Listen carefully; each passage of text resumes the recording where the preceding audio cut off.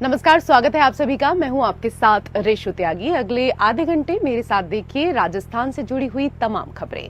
BJP प्रदेश अध्यक्ष CP Joshi ने उदयपुर में लोकसभा प्रत्याशी मन्ना लाल रावत के नामांकन रैली में पहुंचकर विशाल जनसभा को संबोधित किया और अपने लोकसभा क्षेत्र चित्तौड़गढ़ की प्रतापगढ़ विधानसभा में सिद्धपुरा, बोरी और कई जगह पर जनसंपर्क कर राष्ट्रहित में बीजेपी के पक्ष में मतदान करने की अपील की। वहीं बीजेपी प्रदेश अध्यक्ष सीपी जोशी ने कहा कि मोदी लहर के चलते विपक्ष के बड़े नेताओं ने पहले ही अपने हाथ खड़े कर दिए हैं। जिन्हें टिकट मिल रहा है उन्होंने भी हाथ जोड़कर टिकट छोड़ दिया। ऐसा इसलिए हो रहा है क्योंकि देश की जनता को प्रधानमंत्री नरेंद्र मोदी की गारंटी पर भरोसा है। ये अटूट विश्वास इसलिए हुआ क्योंकि प्रधानमंत्री नरेंद्र मोदी ने पिछले 10 साल में शासक की तरह नहीं, सेवक की तरह कार्य किया। देश को परिवार मानकर मां भारती का गौरव बढ़ाने के लिए अपना क्षण क्षण लगा दिया और जो कहा वो किया। पहले परिवारवाद था, अब लोकतंत्र है। पहले निराशा थी, अब आशा है। पहले तुष्टीकरण था, अब संतुष्टीकरण है। विधानसभा चुनाव में भी मोदी गारंटी चली तो लोकसभा चुनाव में भी जनता प्रदेश की सभी सीटों पर कमल खिलाने के लिए आतुर है। जहां किया बड़े नेताओं ने तो हाथ खड़े कर दिए, अब के उल्टो वैरो उल्टो वाजरे बोल के हाथ नहीं नागनो या मोदी ला रहे, राम ला रहे। और अब कई लोगों ने बिना पूछे ही बोले इसको उतार दो, मैंने इनको उतार दो मैदान में।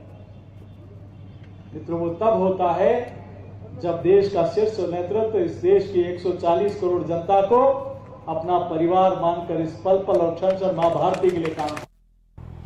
तो बीजेपी को कहीं ना कहीं पूरा विश्वास है कि जिस तरह से मोदी लहर विधानसभा चुनावों में देखने को मिली और मोदी की गारंटी के नाम पर ही जनता ने बम्पर वोट राजस्थान में की, ठीक उसी तरीके से राजस्थान की सभी सीटों पर जनता कमल को खिलाएगी और मोदी की गारंटी एक बार फिर से काम आएगी।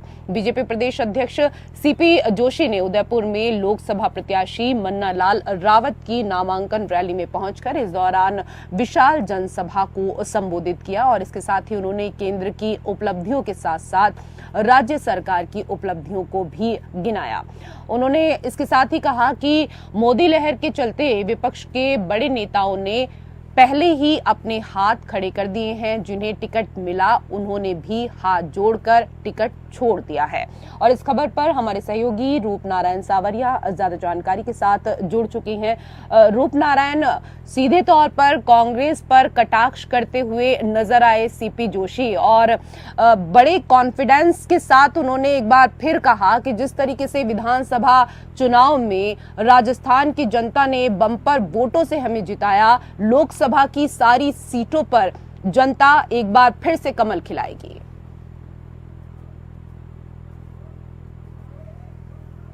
रूपनारायण, आवाज मिल पा रही है आपको? हेलो, आवाज आ रही है जी। मैं कहना चाहूंगा रेसू कि लोकसभा चुनाव 2024 में जो है दोनों पार्टियों ने अपनी अपनी तैयारियां पूरी कर ली है प्रथम चरण के चुनाव में, और इसी के चलते जो है उदयपुर पहुंचे हैं प्रदेश अध्यक्ष सीपी जोशी और वहां पे जनसभा को संबोधित किया। देखिए, जब से राजस्थान में विधानसभा चुनाव हुए उससे 1 साल पहले इन्हें प्रदेश अध्यक्ष बनाया गया था और राजस्थान विधानसभा में जो मिली जीत वो मोदी के नाम पर रही। तो काफी आत्मविश्वास के साथ आज जो है यहाँ पे इन्होंने जनता को संबोधित किया और जनता को संबोधित करते हुए कहा कि कांग्रेस में एक तरीके से जो है भगदड़ मची हुई है। मोदी लहर के चलते जो है कांग्रेस के बड़े नेता जो है, जो दिग्गज नेता है, उन्होंने अपने हाथ खींच लिए, वो लोकसभा चुनाव नहीं लड़ना चाह रहे। और ऐसा हालात क्यों हुए, इसका सीधा सा रीजन यहाँ पे उन्होंने यही बताया कि नरेंद्र मोदी की लहर है, ये राम की लहर है। तो इसके चलते जो है वो पूरे आत्मविश्वास के साथ कह रहे हैं कि हम 25 की 25 सीटें जो है राजस्थान में जीत रहे हैं। राजस्थान की जनता जो है मोदी को लगातार जो है आशीर्वाद दे रही है और ये जो है लगातार उत्साह के साथ लगे हुए लोकसभा क्षेत्र के चुनाव जीतने में।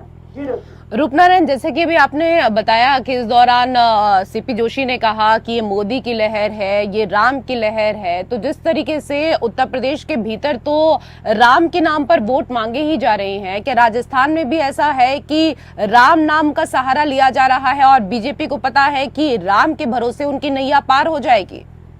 देखिए तो अभी अगर बात करें हम तो वर्तमान में जो है बीजेपी के पास बड़े जो मुद्दे हैं वो यही है कि उन्होंने राम मंदिर बनाया है तो लोग जुड़े हुए हैं, श्रद्धा के साथ लोग जुड़े हुए हैं।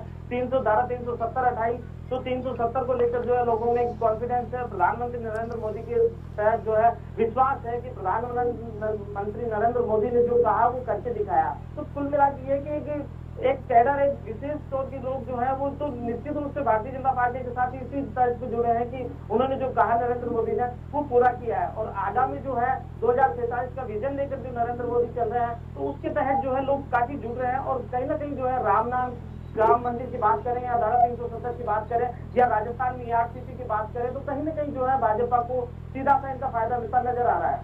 और सबसे बड़ी चीज ये भी है रूपनारायण कि अगर जनसभा को संबोधित किया जाता है, अगर कोई भी वहां पर जनसभा को संबोधित करता है तो वो व्यक्ति किस तरह की बातें कर रहा है, उसकी वाणी का प्रभाव भी बहुत ज्यादा जनता के ऊपर असर करता है। और बीजेपी के पास एक से एक वक्ता हैं जिनके पास एक अच्छी वाणी है और लोगों की अगर बात करें तो लोग उनकी बातों से कन्विंस भी हो जाते हैं। ठीक उसी तरीके से अगर सीपी जोशी को लेकर बात करें तो देखिए उन्होंने भी कहा कि पहले परिवारवाद था, अब लोकतंत्र है, पहले निराशा थी अब आशा है, पहले तुष्टीकरण था अब संतुष्टीकरण है। और इस तरह की अगर बातें मंच से की जाएंगी तो जाहिर सी बात है इस वाणी का जनता के ऊपर भी कहीं ना कहीं प्रभाव अवश्य पड़ेगा।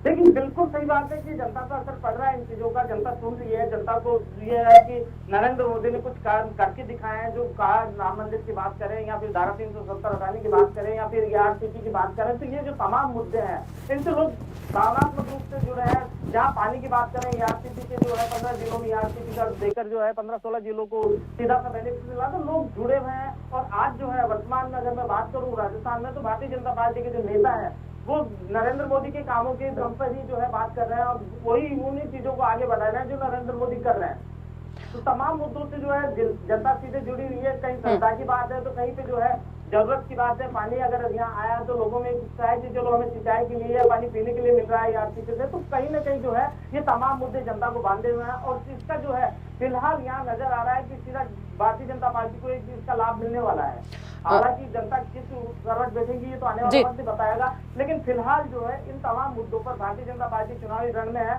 और लोकसभा की जो है वैतरणी पार करना चाह रही है। 25 की 25 सीटों पे वो जीतने का दावा कर रहे हैं और बड़े मार्जिन से जीतने का जो है यहाँ पे भारतीय जनता पार्टी के नेता लोग हैं वो दावा कर रहे हैं। जी रूपनारायण आप बने रहिए हमारे साथ, कुछ और खबरों पर हम आपसे जानकारी लेंगे।